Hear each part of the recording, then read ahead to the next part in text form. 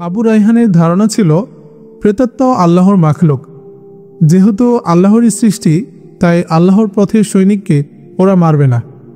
সে মনে মনে এই আশা পোষণ করল যে আল্লাহ অবশ্যই তাকে এদের কবল থেকে উদ্ধার করবেন। আবার শিশুর কান্না শুনতে পেল আবু রায়হান। সেই সাথে একটি পুরুষের কণ্ঠ তার কানে ভেসে এলো। পুরুষের ভাষা ছিল আরবি। হয় একে দুধ দাও, নয়তো গলা টিপে মেরে ফেলো। এর পরপরই শোনা গেল একটি মেয়েলি কণ্ঠ। এত চেঁচামেচি শুরু করলে কেন? আওয়াজ বাইরে যেতে পারে তো।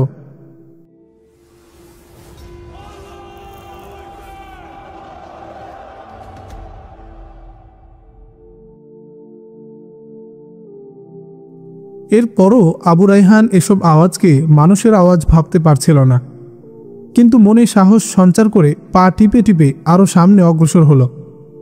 হালকা আলো গোচরীভূত হলো তার। হয়তো এই ভগ্নস্তূপের কোথাও প্রদীপ জ্বলছে। আরও সামনে এগিয়ে চলল সে।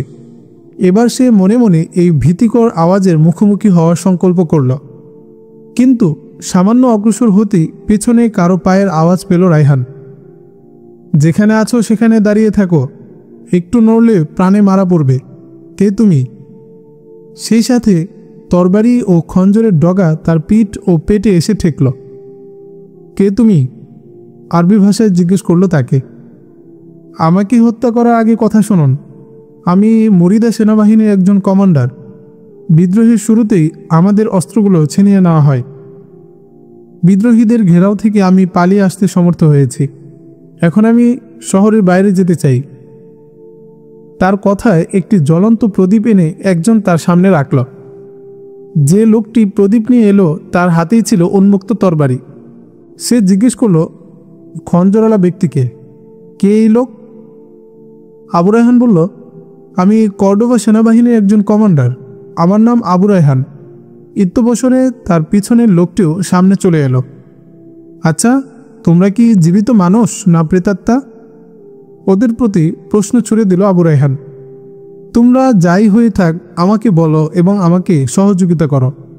যদি প্রেতাত্মা হয়ে থাকো, যেহেতু আরবি বলছো, তাহলে আরবদের প্রেতাত্মাই হবে নিশ্চয়ই। আর আরবদের প্রেতাত্মা হলে নিশ্চয়ই তোমরা নেক। তাহলে তোমরা আমাকে দুর্গ থেকে বের করে দাও। আমি আমার সেনাবাহিনীর সাথে এসে মুরিদাকে উদ্ধার করব। ঠিক আছে, সামনে চলো।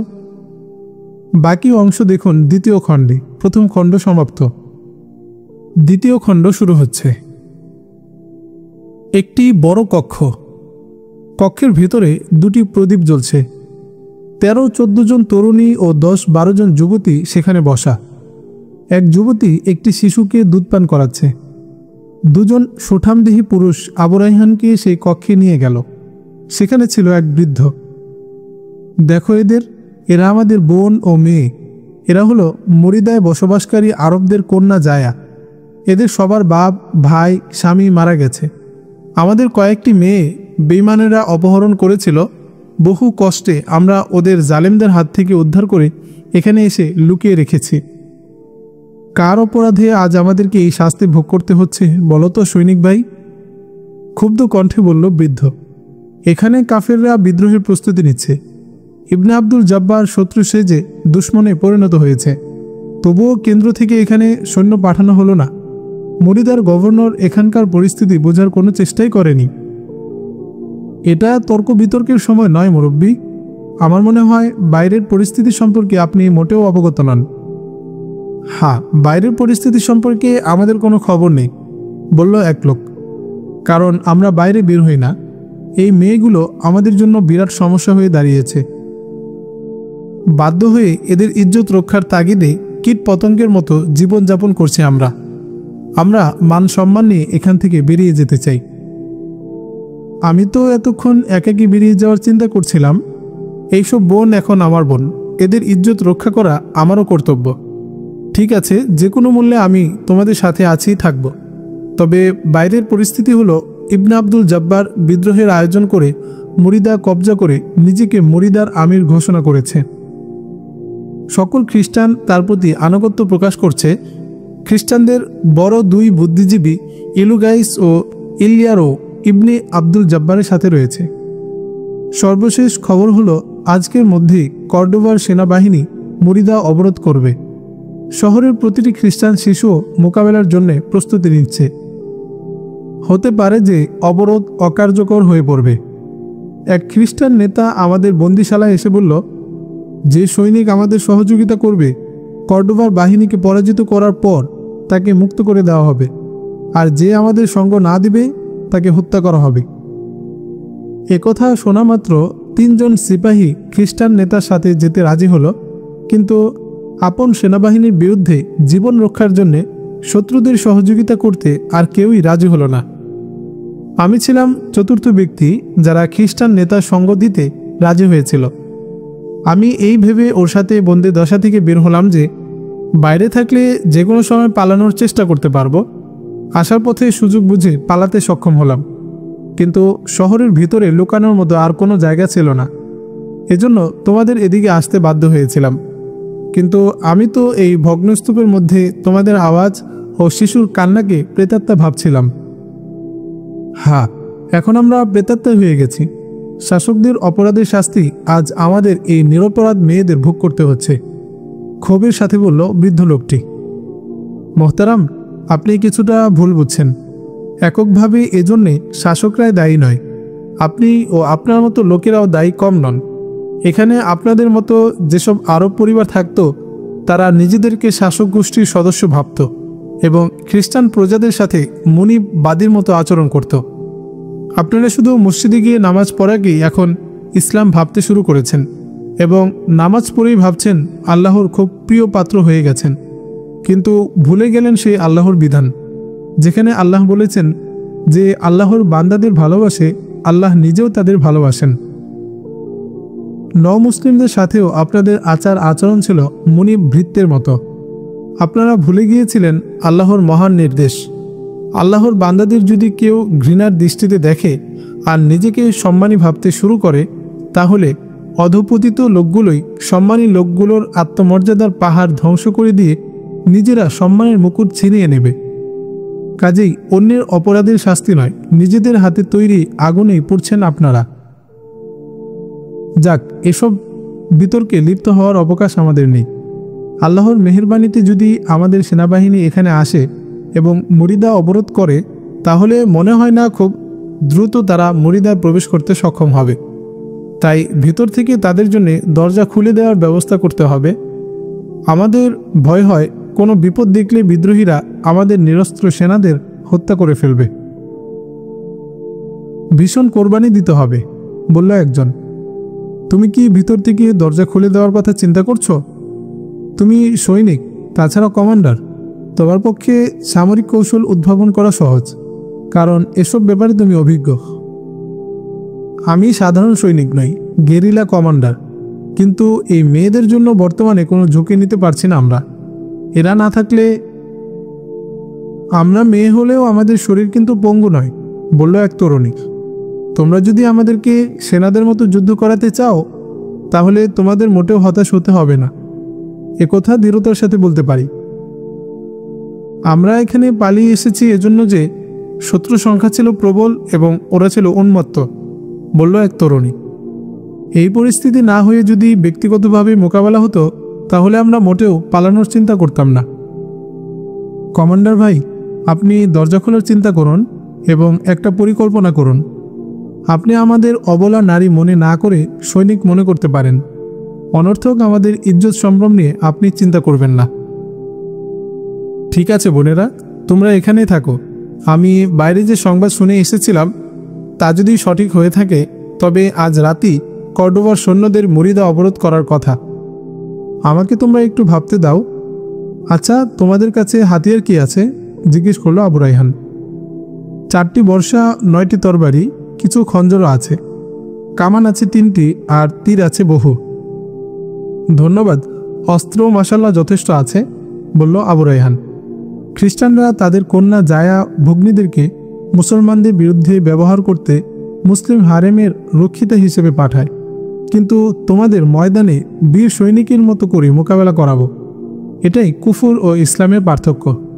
কোনো মুসলিম তরুণী বেঈমান কাফেরদের সামনে তাদের স্ফূর্তির উপাদান হিসেবে উলঙ্গ হয়ে নাচতে পারে না।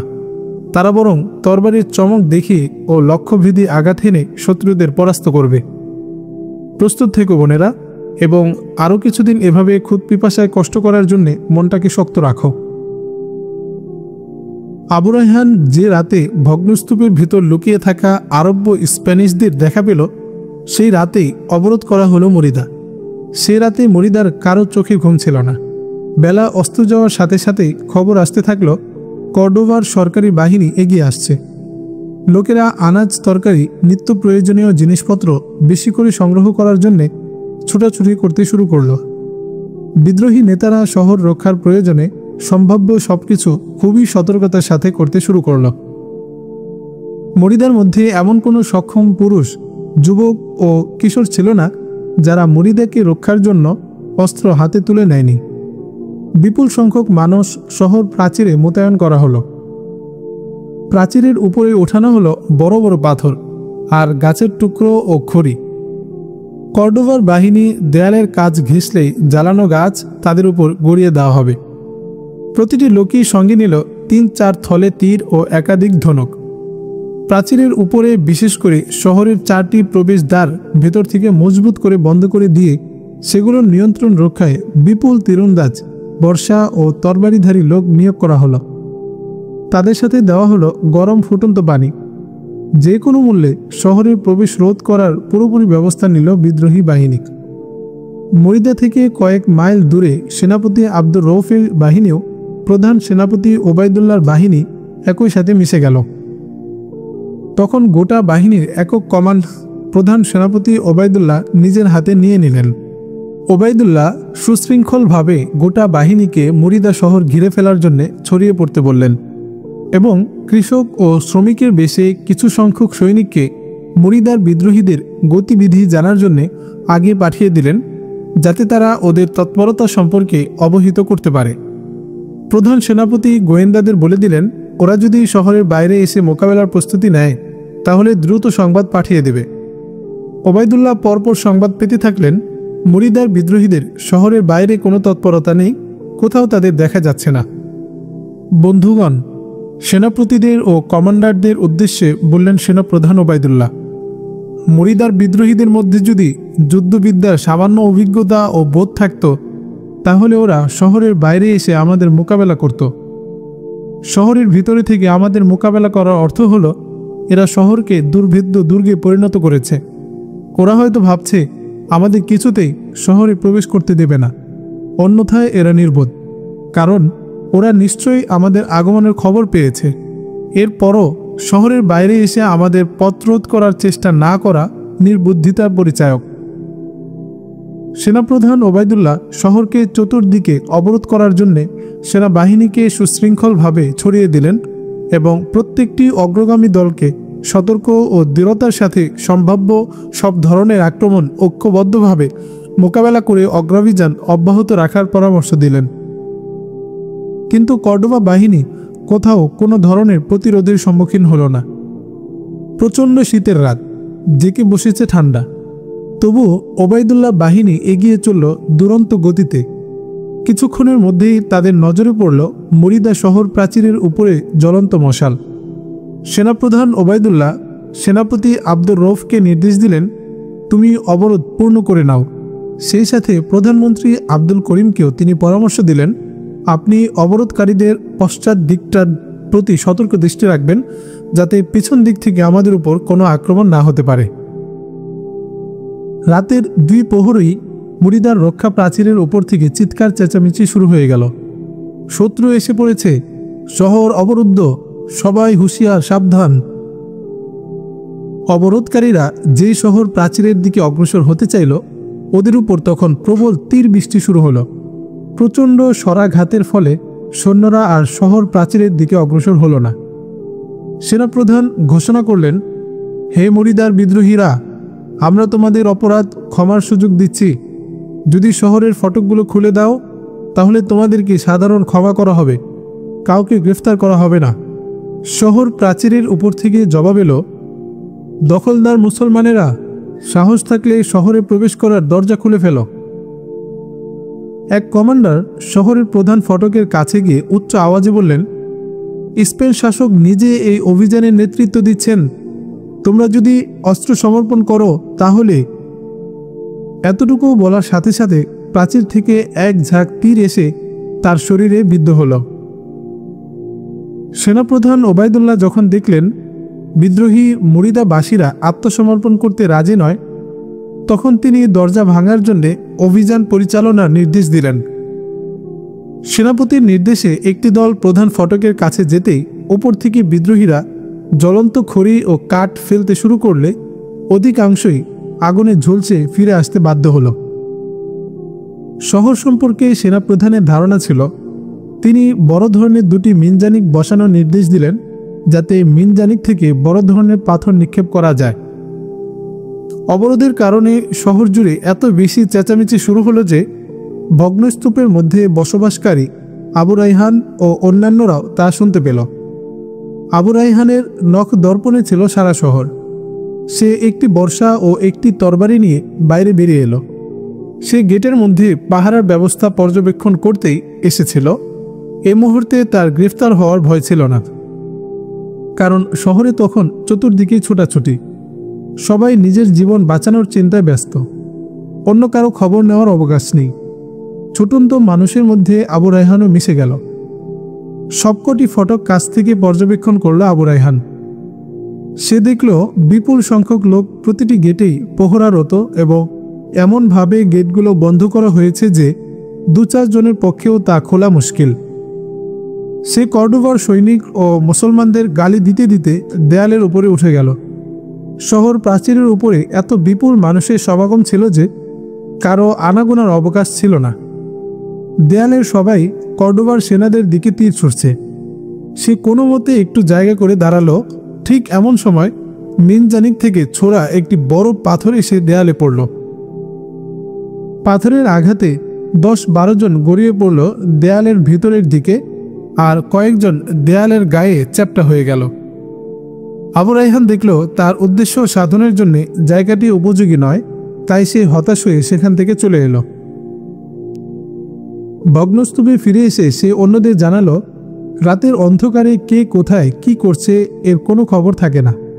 তাই সে জীবনের ঝুঁকি নিয়ে হলেও কোনো একটি দরজা খোলার চেষ্টা করবে। সকালবেলায় আবার গতকালের মতো ভগ্নস্তূপ থেকে বেরিয়ে পড়ল আবু রায়হান। চেহারা চাদরে ঢেকে প্রাচীরের উপরে গেল। সে দেখতে পেল হাজার হাজার সেনা তরবারি দিয়ে শহরের বাইরে শহরবাসীর ফসল কেটে জড়ো করে ঘোড়াকে খাওয়াচ্ছে, আর কুড়াল দিয়ে ফলের বাগানগুলোর গাছ সাবার করছে। প্রধান সেনাপতি অবরোধ কার্যকর ও বিদ্রোহীদের মধ্যে মানসিক চাপ সৃষ্টির জন্য ফসল ধ্বংস করে দেওয়ার নির্দেশ দিলেন। আবু রায়হান দেখল কর্ডোবা বাহিনীর তীরন্দাজরা দলে দলে বিভক্ত হয়ে একই স্থানে তীর চালিয়ে উপরের লোকগুলোকে সরে যেতে বাধ্য করছিল, এবং এর ফাঁকে নিচে অনেক লোক একসাথে আক্রমণ করে দেয়াল ভাঙার চেষ্টা করছিল। কিন্তু বিদ্রোহীরা অকাতরে জীবন বিলিয়ে দিয়ে তাদের প্রতিরোধ করছিল। সেনাবাহিনী সফল হতে পারছিল না। আবু রায়হান লক্ষ্য করল কর্ডোবার সেনারা গেট ভাঙার জন্য আঘাত হানছে, কিন্তু গেটের ভিতর হতে আঘাতকারীদের উপর এমনভাবে তীর বর্ষা নিক্ষেপ করা হচ্ছিল যে তাদের কারোরই জীবন নিয়ে ফেরা সহজ ছিল না। অধিকাংশই রক্তে লাল হয়ে যাচ্ছিল, কিন্তু তারপরও একের পর এক আঘাত চলছিল। আবু রায়হানের প্রতি কেউ খেয়াল করল না। অতি সন্তর্পণে দেয়াল থেকে নিচে নেমে এলো সে। হঠাৎ তার মনে একটি পরিকল্পনা এলো, কিন্তু পরিকল্পনা বাস্তবায়নে কাগজ কলমের দরকার। এখানে কারো কাছে কাগজ কলম পাওয়া অসম্ভব। ভগ্নস্তূপের ঠিকানায় ফিরে যেতে সিদ্ধান্ত নিল আবু রায়হান। অবশ্য এর আগে চেষ্টার অংশ হিসেবে একটি নিরিবিলি বাড়িতে কড়া নাড়ল আবু রায়হান। একজন মহিলা দরজা খুলল। আবু রায়হান তাকে বলল, কয়েকটি কাগজ এবং দোয়াত কলম দরকার আমাদের কমান্ডার চেয়েছে, তার খুব দরকার।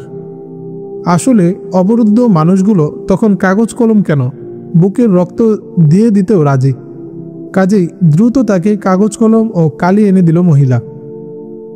আবু রায়হান এদিক ওদিক চক্কর দিয়ে সেই পতিত বিরান ভূমির ভগ্নস্তূপের আবাসে চলে এলো কাগজ কলম নিয়ে। সে ভগ্নস্তূপের মধ্যে অন্তরীণ 2 যুবক পুরুষের একজনকে দিয়ে 3টি কাগজে লিখালো, সম্মানিত সেনাপতি, দক্ষিণের দরজা থেকে সৈন্য সরিয়ে নিয়ে প্রধান ফটকের প্রতি বেশি চাপ প্রয়োগ করুন, যাতে বিদ্রোহীরা দক্ষিণের দরজা থেকে মনোযোগ সরিয়ে ফেলে। আজ রাতে আমরা দক্ষিণের দরজা খুলে দেওয়ার চেষ্টা করব, আপনি এদিকে দৃষ্টি রাখবেন। ইতি আবু রায়হান, বিদ্রোহীদের বন্দিদশা থেকে পালানো গেরিলা কমান্ডার। 3টি কাগজ ছোট করে ভাঁজ করে সে প্রত্যেকটিকে একটি তীরের সাথে শক্ত করে বাঁধল। সেই সাথে প্রত্যেক তীরের সাথে একটি কাপড়ের টুকরো বেঁধে দিল, যাতে উদ্দিষ্ট ব্যক্তিদের নজরে পড়ে এবং বুঝতে পারে এই তীরে কোনো পয়গাম আছে। এই 3টি তীর থলেতে ভরে ধনুক নিয়ে ভগ্নস্তূপ থেকে আবার শহরের দিকে রওনা করল আবু রায়হান। খুব সতর্কতার সাথে পতিত ভূমি থেকে বেরিয়ে এসে প্রাচীরের উপরে উঠে গেল সে। বিদ্রোহীরা ছিল অধিকাংশ অশিক্ষিত যোদ্ধা। সেনাবাহিনীর মতো সুনির্দিষ্ট নিয়মতান্ত্রিকতাও এবং কমান্ডারদের অধীনে যুদ্ধ করার অভিজ্ঞতা ও শিক্ষা যেমন এদের নেই, এবং তা তারা পারবেও না। মুখ ঢেকে সে যখন দেয়ালের উপরে চলে গেল, তখন আর তাকে কেউ চেনার চেষ্টা করল না। দেয়ালে উঠে শহরের দক্ষিণ পাশে পৌঁছে পয়গামবাহী একটি তীর বের করল আবু রায়হান। তার ধনুকটিও ছিল খুবই মজবুত। তদুপরি সে এটিকে এভাবেই তীর ছোড়ার জন্য টানল যে তীর অনেক দূর পর্যন্ত যাবে। অন্যান্য তীরের ভিড়ে সে তার তীর ছুড়ে দিল। নিজের হাতে কাপড় বেঁধে দেওয়ায় সে লক্ষ্য করল তার তীর সবার তীরের চেয়ে আরও অগ্রসর হয়ে একেবারে সেনাবাহিনীর অবস্থানে গিয়ে পড়েছে। এরপর সেই জায়গা ত্যাগ করে আরেকটু দূরে এসে আবার আরেকটি পয়গামবাহী তীর ছুড়ল আবু রায়হান। এভাবে আরও একবার জায়গা বদল করে তৃতীয় পয়গামটিও সে ছুড়ে দিল। 3টির মধ্যে একটি তীর ডেপুটি সেনাপ্রধান আব্দুর রৌফের কাছে পৌঁছালো। আব্দুর রৌফ সেটিকে সেনাপ্রধান ওবায়দুল্লাহর কাছে পৌঁছালেন। ওবায়দুল্লাহ পয়গাম দেখে বললেন,